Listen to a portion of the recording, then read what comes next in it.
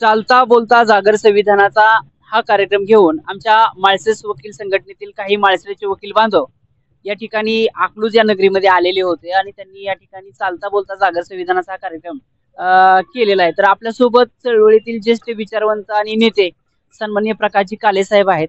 काले साहेब, सगळ्यात अगोदर जय भीम आणि तुमचं या कार्यक्रमामध्ये स्वागत.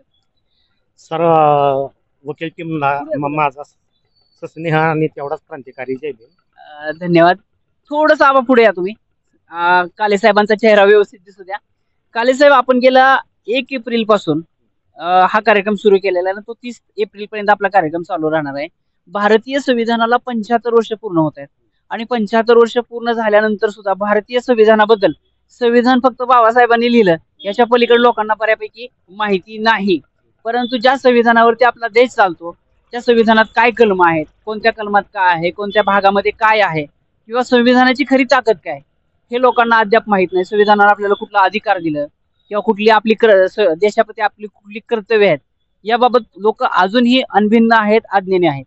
तर त्या अनुषंगाने आमच्या वकील बांधवांनी हा चालता बोलता जागर संविधानाचा उपक्रम सुरू केलेला आहे. आपण तो कार्यक्रम पाहिलेला आहे.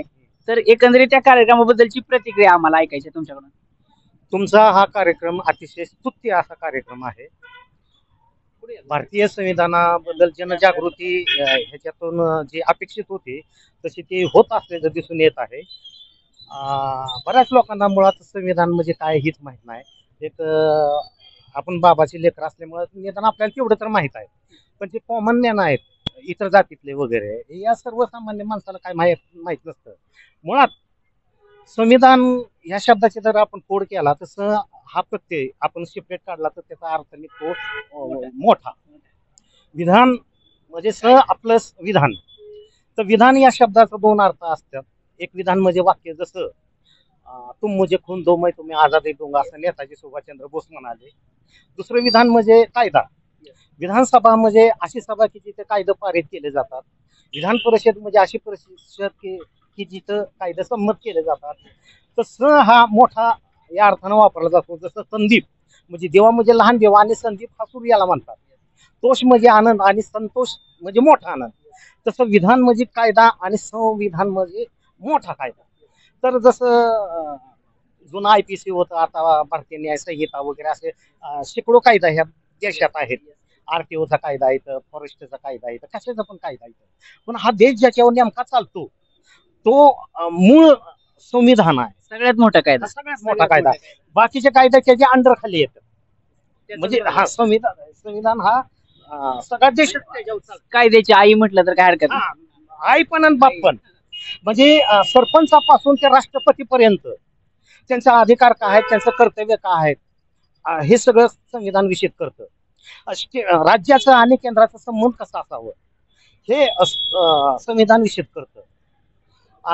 नागरिकाचे मूलभूत अधिकार आहेत, जसं आपलं अभिव्यक्ती स्वातंत्र्य म्हणा की असं कुठलंही तेही संविधानानं तुम्हाला ती दिलंय.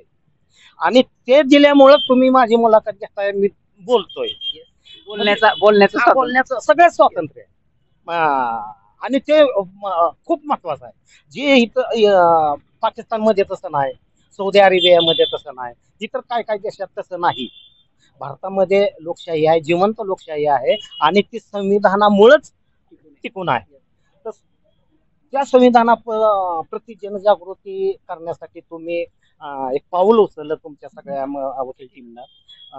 आणि जागृत संविधानाचा कार्यक्रम घेऊन तुम्ही गावोगावी जाताय, खेडोपाडी सुद्धा तुम्ही गेलेला आहात आणि लोकांना त्याबद्दल उद्युक्त करताय बोलण्यासाठी.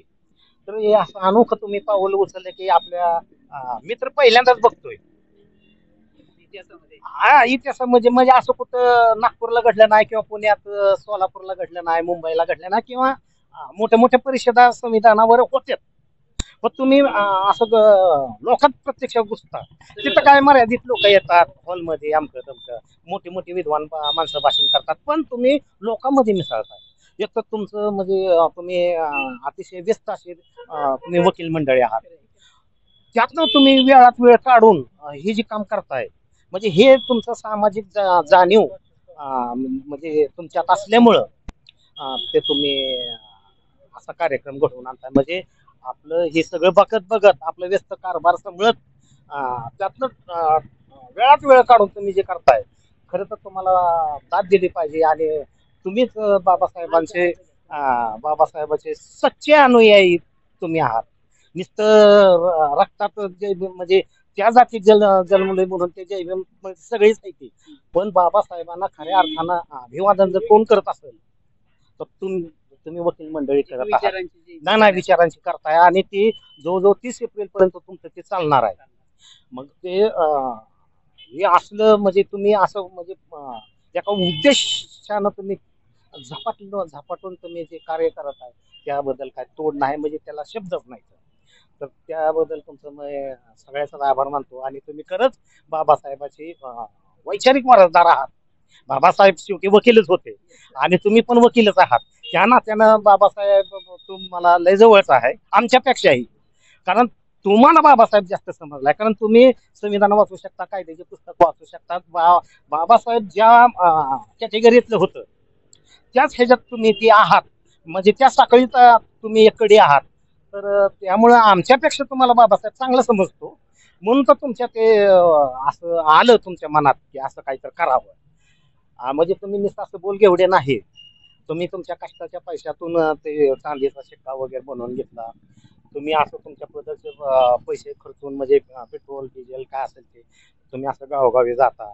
तर तुमचा हा अतिशय उपक्रम बाबासाहेबाच्या 134व्या जयंतीच्या अनुषंगानं तुम्ही ते केलेलं आहे. मला असं वाटतं की ह्याच्यापेक्षाही अजून पुढच्या वर्षी तुमच्याकडनं नवीनच काहीतरी ऐकायला मिळेल अशी मी आशा व्यक्त करतो.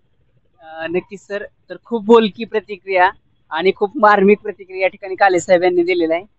धन्यवाद सर. थँक्यू.